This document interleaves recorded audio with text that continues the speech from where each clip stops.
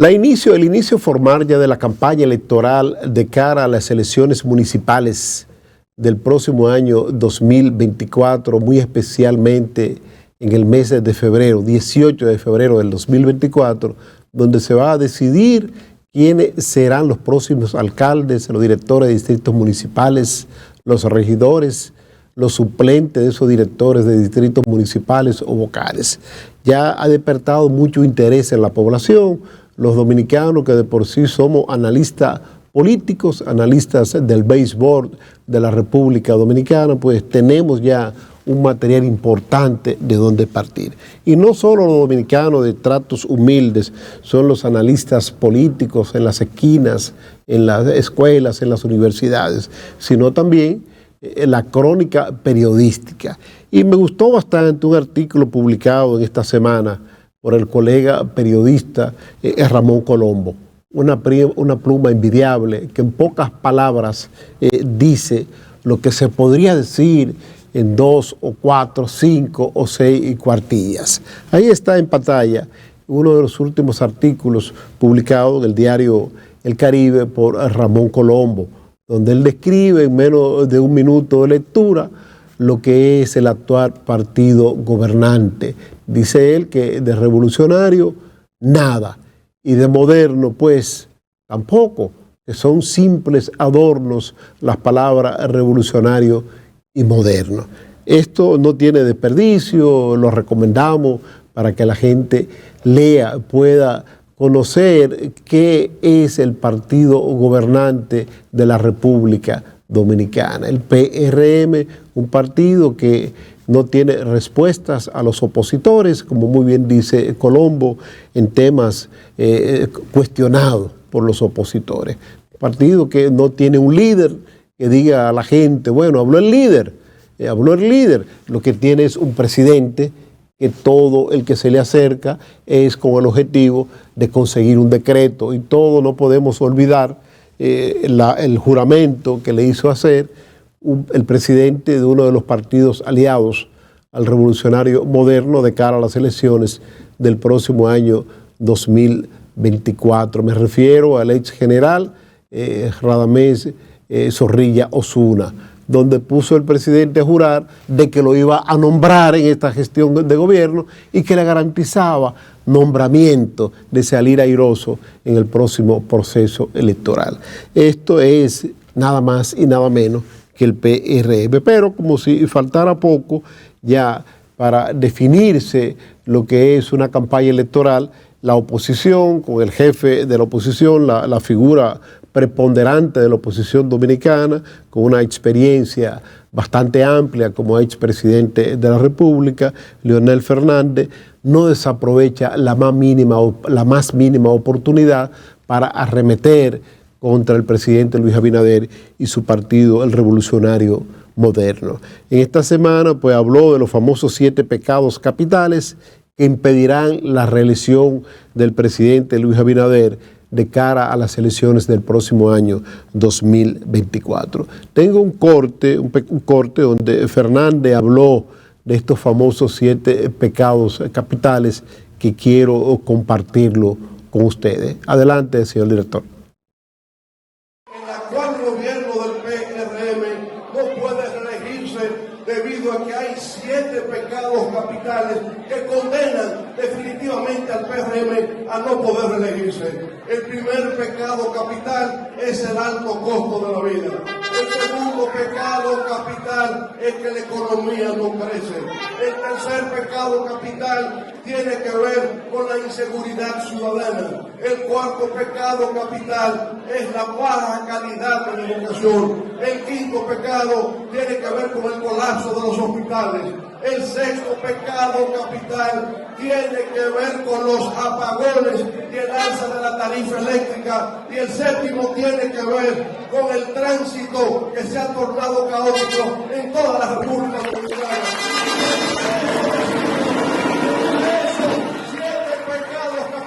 Ese es un discurso de campaña. El presidente Abinader no tiene cómo defender su actuación con relación a esos 7 temas que le ha planteado el presidente Leonel Fernández. El alto costo de la vida se ha convertido poco a poco en el principal enemigo de esta gestión gubernamental, donde las familias dominicanas que le podrían servir 2 panes a los niños en la mañana con un poco de chocolate para ir a las escuelas o al trabajo, ahora le pueden servir un solo pan. Donde al mediodía, pues el que le servían 2 pedazos de carne, le pueden servir 1. O quizá la mitad de una de esas carnes que le servían. El que le podían servir 3 cucharones de arroz, hoy le están sirviendo 1,5 cucharones. Porque se ha reducido la calidad y la cantidad de los alimentos que ingieren los dominicanos, producto del alza desenfrenada en artículos de consumos propios de los dominicanos. El plátano hemos visto cómo no reduce su precio de 29, 30 pesos la unidad, no baja de ahí. Los guineitos, que era la salvación para muchas de las familias que están acostumbrados, como dice mi amigo Héctor Olivo, a consumir víveres de mancha, que es el víver que da fuerza, pues ya están a 20 pesos, 22 pesos la libra. Y esos son 2 o 3 guineitos. Ese ha sido uno de los principales enemigos de esta gestión gubernamental del presidente Luis Abinader. Y ningún país con alto costo de la vida pues reelige a un presidente. Otro de los grandes, de los gravísimos problemas, como describe el presidente Fernández de esta gestión gubernamental, es el no crecimiento de la economía. El presidente un día dice que le rinde el dinero, otro día dice que no le alcanza el dinero.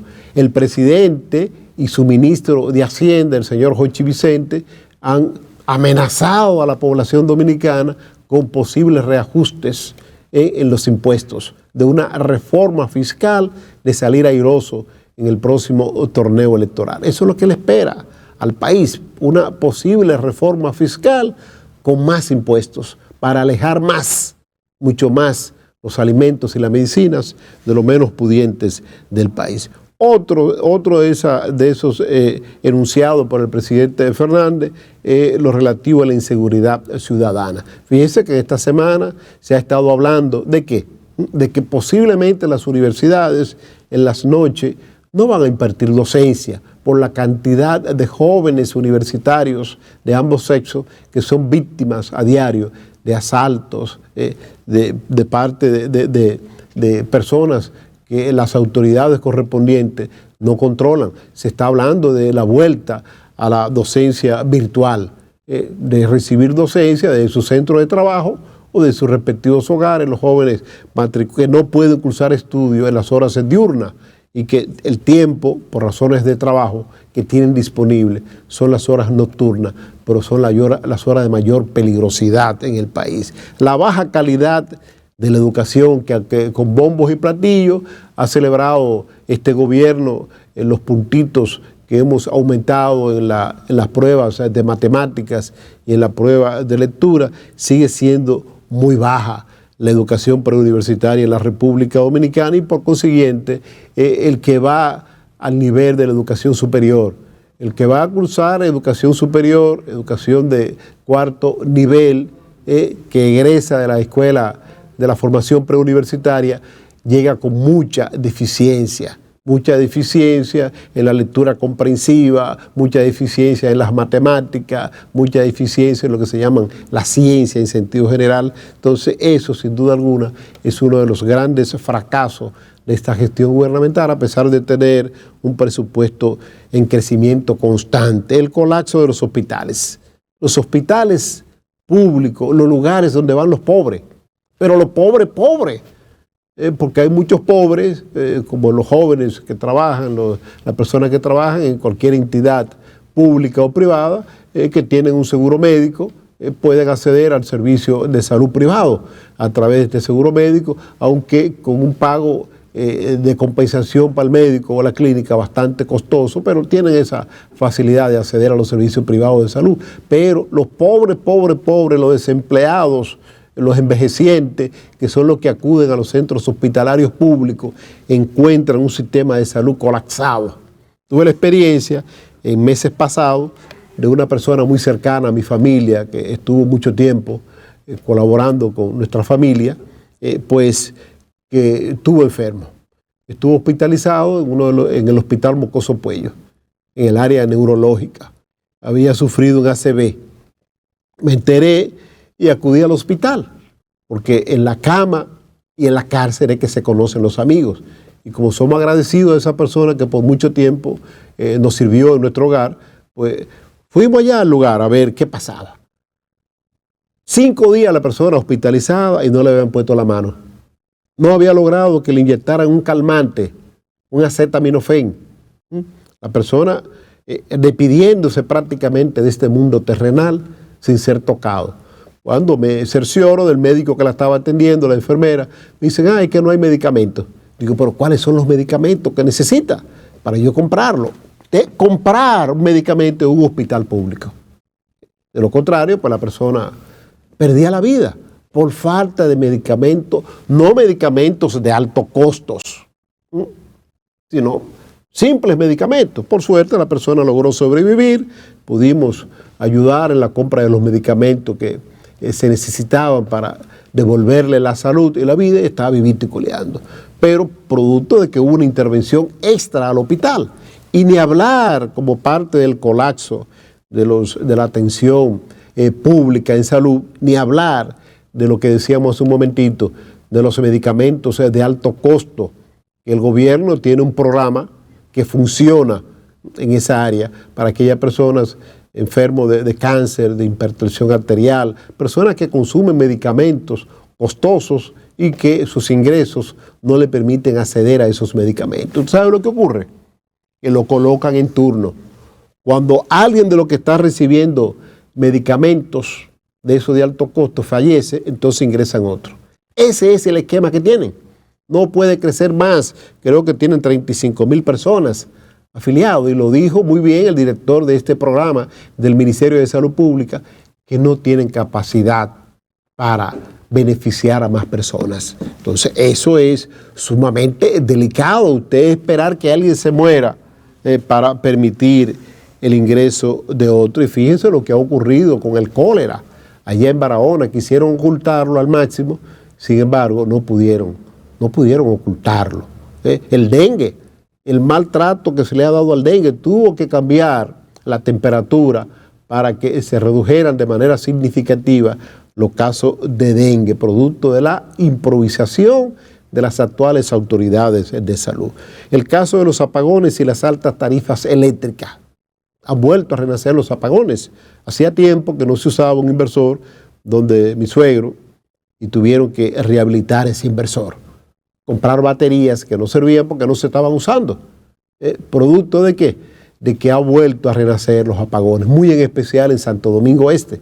Santo Domingo Este no da pie con bola los actuales administradores de la empresa distribuidora de energía eléctrica del este y de este. Ya han tenido 3 directores y ninguno han dado pie con bola. Y en medio de esto tengo informaciones por confirmar de graves irregularidades que se dan en el funcionamiento de esta empresa distribuidora de electricidad de este. Decir que vehículos modelo 2022, 2021 están en el parqueo, en uno de los parqueos de este, sin uso. ¿Sabe por qué?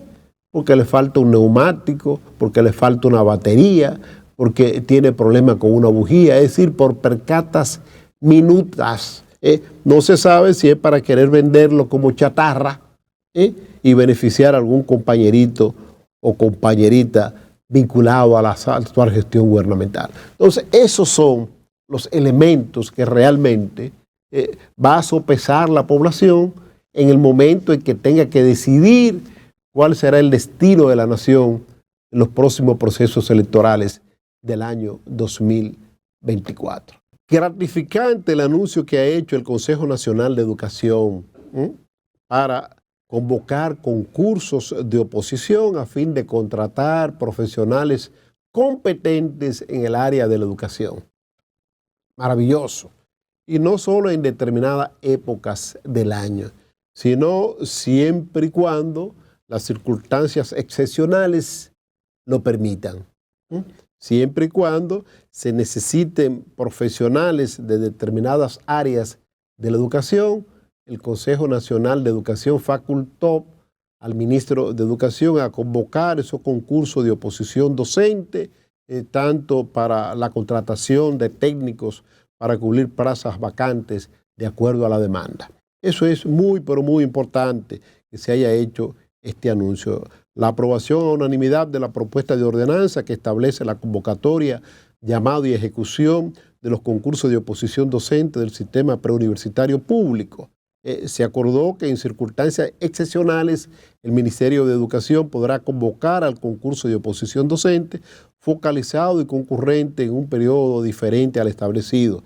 Esas circunstancias fueron identificadas como la creación de un centro educativo público, la jubilación de docentes, enfermedades o programas de alto impacto. Todo eso luce muy bonito. Pero ¿qué sucede? El Ministerio de Educación de la República Dominicana, desde la pasada gestión del doctor Roberto Fulcar, de la otra pasada gestión de arriba, la última gestión del PLD, del arquitecto Andrés Navarro, convocó a concurso. Y conozco muchas personas que ganaron esos concursos de oposición. Adivine usted, todavía no están empleados en el Ministerio de Educación, a pesar de haberse sometido a un riguroso concurso de oposición, con 300, 400 personas para elegir 30, 40 y ganar. Ese esfuerzo que hizo ese joven profesional de la educación o de la psicología escolar, de nada valió. ¿Por qué? Porque no tiene un compañerito, una compañerita, un amiguito en el Ministerio de Educación, no se respetó ese concurso. Muchos de estos concursantes participaron para ser directores de centros educativos que se hacía bajo concurso. Todavía están esperando el ascenso. Entonces, ¿para qué convocar un concurso si usted no tiene la plaza disponible? ¿Para qué hacerlo? Y entiendo que los que no califican, los que no ganan en una primera etapa de un concurso, pues tienen la oportunidad de que cuando se den vacantes no someterse de nuevo a un concurso. Claro, en un segundo lugar, que se tome de ese banco de datos, de ese banco de informaciones que hay ahí disponible, jóvenes competentes. Creo que el sistema educativo dominicano, el preuniversitario, debe ser evaluado de arriba abajo. Hay muchos profesionales de la educación que ya dieron lo mejor de sí, que ya su vida útil en materia de enseñanza, aprendizaje concluyó y que debe abrirse paso a una nueva cosecha de jóvenes egresados de las diferentes escuelas de pedagogía y psicología del país. Porque todo el que estudia algo es con el objetivo de ejercer ese algo que estudió. Vivir de ahí. El que estudia ingeniería quiere ser ingeniero. El que estudió medicina no estudió medicina para ser docente, al menos que no sea docente en su propia área de formación. El que estudió pedagogía, preuniversitaria, preescolar, básica, como se llama en la escuela de pedagogía, es para ir a impartir docencia en tercero, cuarto, quinto, sexto curso de primaria. Es una persona que tiene el dominio de la ciencia pedagógica, de cómo enseñar a ese niño que no sabe leer y escribir, va a la escuela y ustedes ven que en poco tiempo ese docente comienza a enseñarle a ese niño la destreza de cómo escribir sus primeras palabras, cómo dar lectura a esas primeras palabras. Y por ahí pues se establece la cadena ya de formación. Si ese niño en esa etapa inicial no tiene profesores competentes con la pedagogía apropiada, puede ser una persona frustrada mañana porque no recibió la orientación adecuada en el inicio de sus caminos hacia la enseñanza. Entonces, por eso es que se convocan esos concursos de oposición, para lograr que esos profesionales que puedan sintonizar con los niños, niñas y adolescentes, en determinadas edades sean los elegidos, los que tengan dominio de los contenidos que van a reproducir, el que tengan ese acercamiento humano para con el niño. Hay que tener vocación para ser profesor, hay que tenerla. Si usted no tiene la vocación, no vaya a un concurso de oposición, porque le va a cerrar posiblemente la oportunidad a otro que sí tiene la vocación. Ahora mismo, la carrera docente es bastante codiciada. Primero por la estabilidad laboral, que eso es sumamente importante, que los diferentes gobiernos que ha tenido la República Dominicana en las últimas décadas garanticen la estabilidad laboral para el docente. El docente no se vea en ascua, no se vea asustado cuando hay un cambio de gobierno, porque pueden sustituirlo. Gracias a esto tienen un gremio que lo protege bastante, que es la Asociación Dominicana de Profesores, la ADP, que en ese aspecto es fenomenal, pero en el aspecto de contribuir a la mejoría de la calidad de la educación preuniversitaria del país, es un fiasco, un fracaso, un rotundo fracaso la ADP. Entonces, esta convocatoria que hace el Ministerio de Educación por ordenanza del Consejo Nacional de Educación de la República Dominicana debe ser pero muy bien sopesada, debe ser analizada. Ahora mismo el Ministerio de Educación tiene un empresario del área de la educación al frente de la misma, que es el doctor Ángel Hernández, un pedagogo, un conocedor de lo que es el mercado educativo de la República Dominicana y, ¿por qué no?, también del manejo pedagógico. Él es pues propietario de una universidad privada del país y también de un centro educativo preuniversitario que funciona en la mañana en los mismos recintos donde funciona la universidad en la tarde, noche y sabatino y domingo también. Entonces, como él es un gran conocedor de esto, me imagino que está convencido de lo que logró que el Consejo Nacional de Educación le aprobara y que sea un antes y un después del doctor Ángel Hernández al frente de educación, pero que los profesionales del área de la pedagogía, de la psicología, de gestiones diferentes al Ministerio de Educación del doctor Ángel Hernández y que ganaron concursos sean llamados y que se respete este concurso, que se respete lo que han ganado esos concursos. ¿Por qué? Porque no lo ganaron porque estaban pegados. Lo ganaron porque tenían las calidades adecuadas para ser los elegidos por este jurado que evalúa a los profesionales de la pedagogía y la psicología para ingresar al sistema educativo preuniversitario. El sistema educativo preuniversitario del país cada vez se fortalece más, se logran mejores niveles salariales. Muchas personas que no estudiaban pedagogía antes y que quizá tenían la vocación, hoy día pues se ven motivados porque un profesor gana un salario más o menos casi equivalente a $1,000, que es muy buen salario para el promedio de ingresos de la República Dominicana de los profesionales. Ganan más que un médico, ganan más que un ingeniero. ¿Ustedes saben cuál es el salario de un ingeniero en obras públicas? No sé si ha cambiado. Era el salario mínimo. Apenas estábamos hablando de algunos 22,000 pesos. Ganaba un ingeniero de planta en obras públicas, que lo mandaban a supervisar construcciones de empresas en manos de empresas privadas. ¿Qué calidad podría tener esa supervisión si ese ingeniero ganaba exigua cantidad de dinero? Y estas empresas millonarias, como el mismo caso de la empresa Odebrecht, tuve la experiencia de que un joven que trabajó con nosotros en una antigua planta televisora, pues se graduó de ingeniero y logramos enrolarlo en el Ministerio de Obras Públicas. Me encuentro con él y me dice, bueno, yo pienso que le están pagando muy bien. Me dice, doctor, lo que estoy ganando son 22,000 pesos.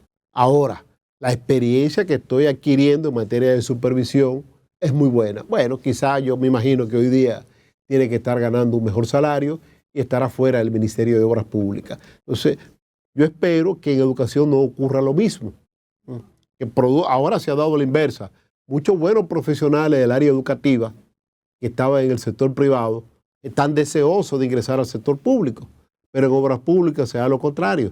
Muy buenos profesionales de la ingeniería, en vez de estar en el sector público, se van al sector privado por los escasos salarios, los ridículos salarios que se pagan en el Ministerio de Obras Públicas. Con educación, afortunadamente, no ocurre lo mismo. Ya las sesiones del Consejo Nacional de la Magistratura de evaluación de los aspirantes a ocupar las 5 plazas que quedarían vacantes a partir del 26 de este mes de diciembre están prácticamente concluyendo. Ya se han evaluado una gran cantidad de profesionales del derecho con especialidad en derecho constitucional para aspirar a esas plazas. Y yo diría tontos útiles aquellos profesionales, 115, 116 profesionales del derecho que se sometieron a este proceso de evaluación. ¿Y por qué digo tontos útiles? Porque es un secreto a voces, se dice, que ya hay un acuerdo para distribuirse los 5 nuevos integrantes del Tribunal Constitucional de la República Dominicana. Recuerden que los integrantes del Consejo Nacional de la Magistratura no son prestantes figuras del derecho de la República Dominicana, sino, según establece la Constitución del año 2010, son representantes de partidos políticos que se convierten en congresistas o integrantes de la Suprema Corte de Justicia o del Ministerio Público, según la reforma constitucional del año 2015. Hoy, los integrantes del Consejo Nacional de la Magistratura son el presidente de la Cámara de Diputados, un diputado de un partido opositor, la segunda mayoría, el presidente del Senado de la República, un senador del segundo partido con mayoría en el Senado de la República, el presidente de la República, vayan contando, son 5, la procuradora o procurador general de la República, van 6, el presidente de la Suprema Corte de Justicia y un juez de la Suprema Corte de Justicia. En total serían 8 los integrantes del Consejo Nacional de la Magistratura. Ellos tienen que ponerse de acuerdo todos para decidir quiénes serían de esos votos. Pues para ser electo tiene que tener 5 votos el profesional del derecho. Según se ha dicho, ya posiblemente ya estén seleccionados los 5 integrantes del Consejo Nacional, del Tribunal Constitucional de la República Dominicana. Con esto concluiría todo el ciclo de elección de la conformación de las altas cortes correspondiente a estos 4 años de gestión gubernamental. Primero fue completar los integrantes de la Suprema Corte de Justicia, luego la elección de los honorables jueces del Tribunal Superior Electoral de la República Dominicana, los integrantes también de la Junta Central Electoral y en una primera etapa, 2 etapas anteriores, elegir los sustitutos de jueces ya que habían cumplido con su tiempo en el Tribunal Constitucional de la República Dominicana y quedaba esta última etapa. Ahora van a salir los que van a cumplir 12 años. 12 años, incluyendo al doctor Milton Rey Guevara. Milton Rey Guevara es un honorable jurista dominicano que es especialista en derecho constitucional. Y debemos pues, volver a emitir nuestras críticas con el procedimiento que se quiere utilizar. Y el procedimiento que anunció el primer Consejo Nacional de la Magistratura que presidió el presidente Luis Abinader, que llama bastante la atención. En las últimas sesiones del Consejo Nacional de la Magistratura no ha querido estar presente. Misteriosamente el presidente Luis Abinader no ha querido estar presente. ¿Será pues que él tiene predilección con alguno de esos evaluados que él entiende pueden ser integrantes del Tribunal Constitucional y que de una u otra forma no lo vinculen a ese que él quiere que se elija? Pues se ha ausentado. Ha dejado pues a la honorable señora vicepresidenta de la República, la cual se ha visto lamentablemente como árbitro de situaciones difíciles. Ahí quien está a la izquierda de la honorable vicepresidenta de la República, a la derecha de su televisor, que es el actual presidente de la Suprema Corte de Justicia, pues delante de ella pues, se le sometió a un cuestionamiento bien fuerte, uno de los aspirantes a ser integrante del Tribunal Constitucional. le dijo pues, el señor Henry Molina, le dijo pues que él había sido electo siendo miembro de un partido político X, nada más y nada menos que integrante del Comité Central del Partido de la Liberación Dominicana. Y yo digo que eso no tiene ningún pecado. Que un juez haya pertenecido o pertenezca en el momento del acto a un determinado partido político no es ningún pecado. Lo único es que a partir de ese momento tiene que cambiar de manera radical su accionar político. Y conozco muchas personas que han sido electos jueces de las altas cortes, en este caso de la Suprema y del Tribunal Constitucional, y su vida ha dado un cambio radical, no solo en cuanto a los ingresos se refiere, sino en cuanto a su actuación. Y un ejemplo vivo de esto es que en el 26 de este mes va a cesar como presidente del Tribunal Constitucional, y lo hemos dicho en otras ocasiones. Me refiero al doctor Milton Ray Guevara. El doctor Milton Ray Guevara era nada más y nada menos que integrante del Comité Ejecutivo Nacional del PRD.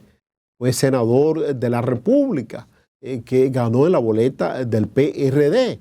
Se desempeñó como ministro de Trabajo de la gestión gubernamental del ingeniero agrónomo Hipólito Mejía Domínguez, 2004, con éxito rotundo, yo diría. En su accionar como ministro de Trabajo, tampoco nadie puede decir que se inclinó hacia algo que beneficiara al partido al cual él perteneció. En el año 2011, pues, el presidente Fernández, en ese entonces dirigía los destinos del país, pues lo presentó como posible presidente del Tribunal Constitucional por 12 años. Y él aceptó el reto y ahí está. Cesa este 26 de diciembre. Pero ¿quién puede señalar a Milton Ray Guevara como que ha tomado decisiones lesivas a los intereses de determinada persona que tuvieran en el pasado quizá diferencia política con él? Yo creo que nadie. En el caso del señor Henry Molina, es cierto, cuando él comenzó a ocupar la presidencia de la Suprema Corte de Justicia, era nada más y nada menos que miembro del Comité Central del PLD. Pero ¿quién puede decir que se ha inclinado hacia un determinado partido político? Nadie puede decirlo. Es el caso ahora del presidente del Tribunal Superior Electoral, el doctor Ignacio Camacho. No ha sido nunca militante de un partido político X. Sí tiene buenos amigos que lo llevaron a ser presidente del Tribunal Superior Electoral en la presente gestión gubernamental. Pero no se ha inclinado a favor de sus amigos del partido gobernante. Ha sido un ente de equilibrio, un ente que cuando ha tenido que tomar decisiones valientemente lo ha hecho. Entonces pienso que es una violación a los sagrados derechos que tiene un profesional del derecho, valga la redundancia, a ocupar una posición en determinada corte. No importa la preferencia política que pueda tener, lo importante es que sepa colocar un antes y un después, hacer un punto y aparte en su trayectoria de vida, porque si no la hace, lamentablemente, no puede desempeñar con eficiencia las delicadas funciones que se colocan en sus manos. Yo recuerdo muy bien la gestión del doctor Roberto Rosario Márquez al frente de la Junta Central Electoral. Salió del Comité Central del PLD a dirigir la Junta Central Electoral. Salió de ahí. Sin embargo, nadie puede decir que tuvo parcialidad con determinada entidad política. Nadie puede decirlo. Muy por el contrario, tiene un logro que exhibir, que si se quiere, en su momento se le va a reconocer como el padre de la modernización del registro civil de la República Dominicana. Aquí las actas del Estado Civil, entiéndase, acta de nacimiento, acta de matrimonio, de divorcio, de defunción, eran poco creíbles. Poco creíbles.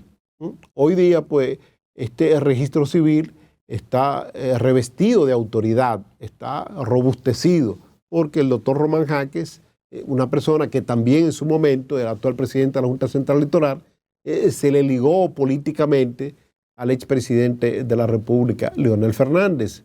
Ahora últimamente han dicho que puede tener vínculo con el presidente Luis Abinader. Bueno, pero El doctor Román Jaques en la actualidad se ha encargado de dar continuidad al proceso de revestimiento de autoridad y de credibilidad al registro civil de la República Dominicana. Por eso ustedes ven que ahora mismo usted puede ir a cualquier oficialía del registro civil a buscar un acta.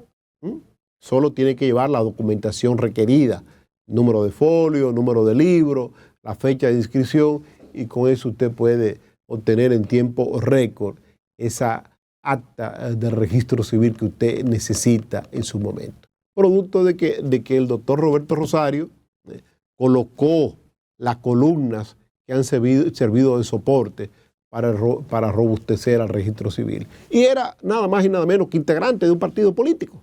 Y salió por la puerta grande. Los famosos escáneres que se le quiso satanizar a Roberto Rosario Márquez por la compra de esos escáneres, ahí están. Fue lo que se usaron en los procesos electorales del 2016, del 2020, y ahora están en carpeta para ser usados en el proceso electoral del 2024. Mira, la información a tiempo es poder.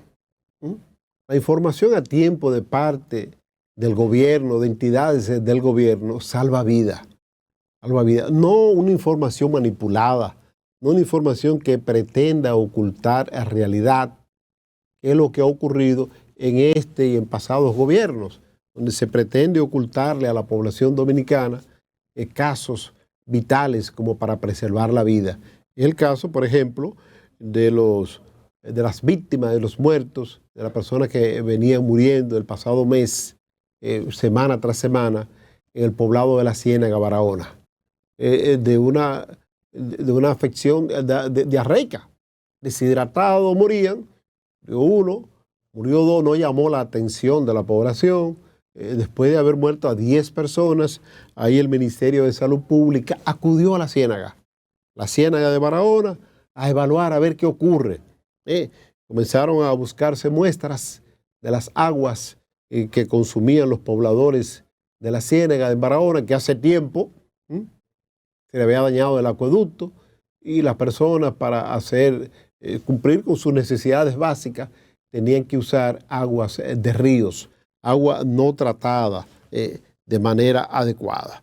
¿Qué sucede? Inmediatamente después de transcurrido cierto tiempo, el Ministerio de Salud Pública dijo que no se debe al cólera la muerte de esas 12 personas que habían muerto en la Ciénaga de Barahona. Siguieron presentándose más decesos. Se aumentó a la cifra de 20 muertos. Un pequeño poblado, pues ya eso vuelve y llama a preocupación. Ahora Salud Pública admite que se han detectado 33 nuevos casos confirmados de cólera. Ahora admiten que hay cólera. Después de casi 20 muertos, ahora admiten que hay cólera. Señores, por eso decía al inicio que la información es poder. Y ningún gobierno, no es verdad, que va a bajar la popularidad porque le diga la verdad a la gente.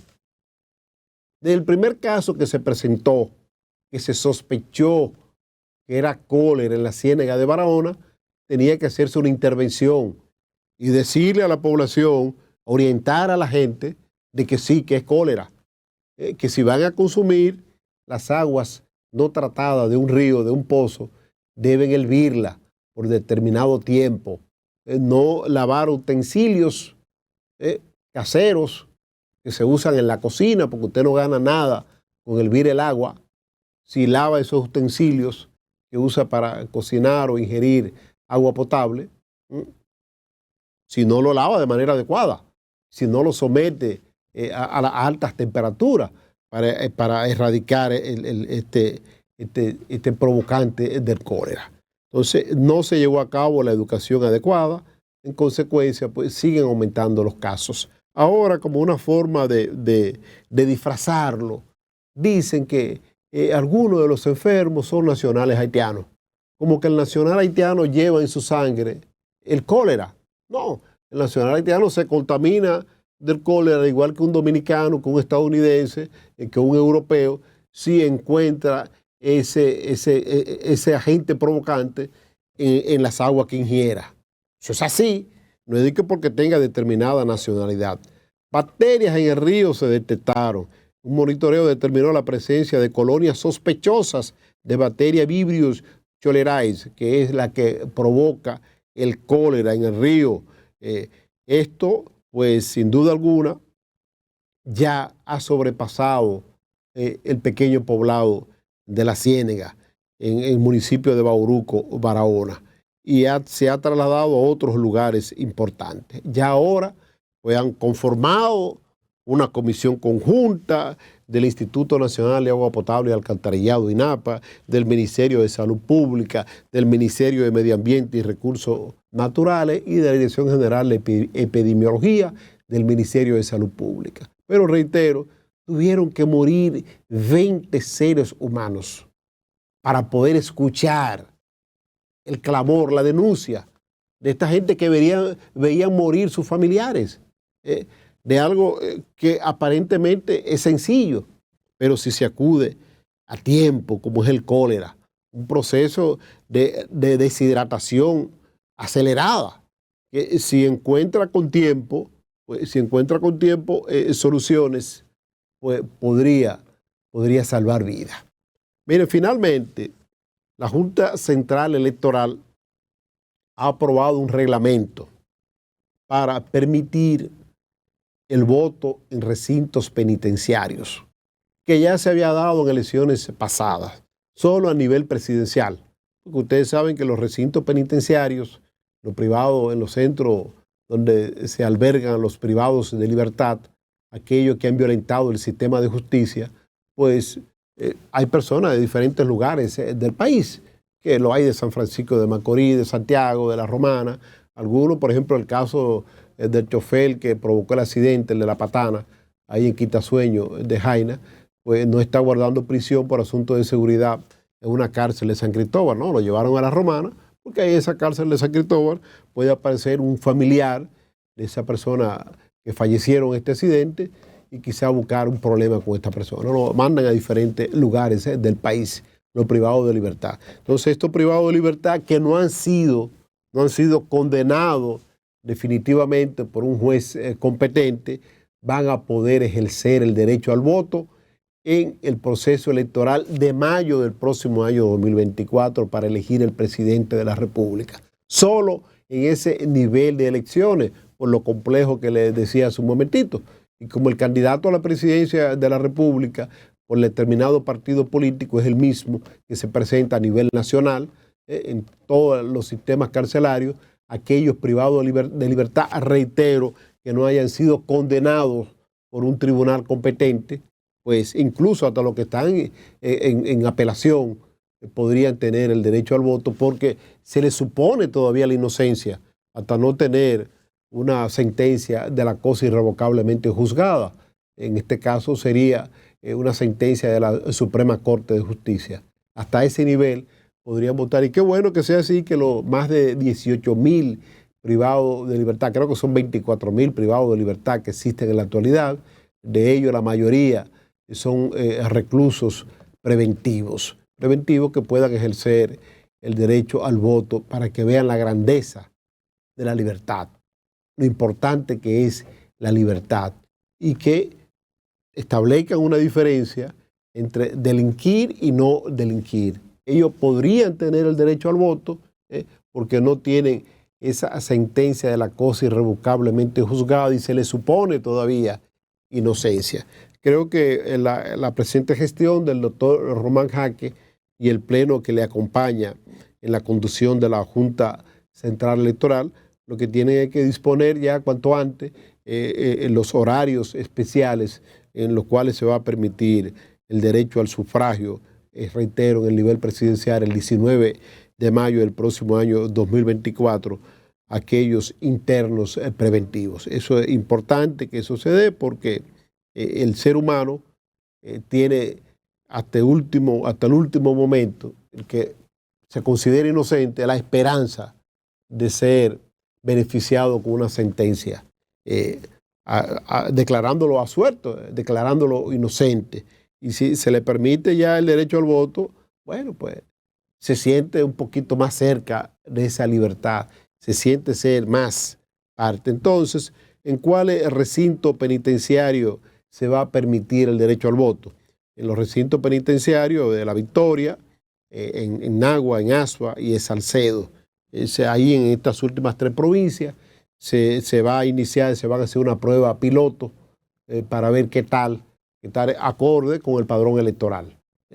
Porque hay muchos reclusos que ustedes saben no se les permite tener su cédula de identidad electoral mientras están en prisión, pero esta cédula reposa en los archivos de las oficinas de los recintos penitenciarios y algunos de ellos que han cometido diversos delitos quizá tienen entidades de identidades diferentes a las que realmente ellos poseen. Y eso, pues, por eso se va a hacer esa prueba piloto. Para los que no califican, pues, lamentablemente no permitirle ya el derecho al voto con otra identidad que no sea la de ellos. Y eso, pues, es sumamente importante. El lunes, Dios mediante, volveremos con ustedes en otra entrega de Conversación Franca por su canal, Su Mundo TV.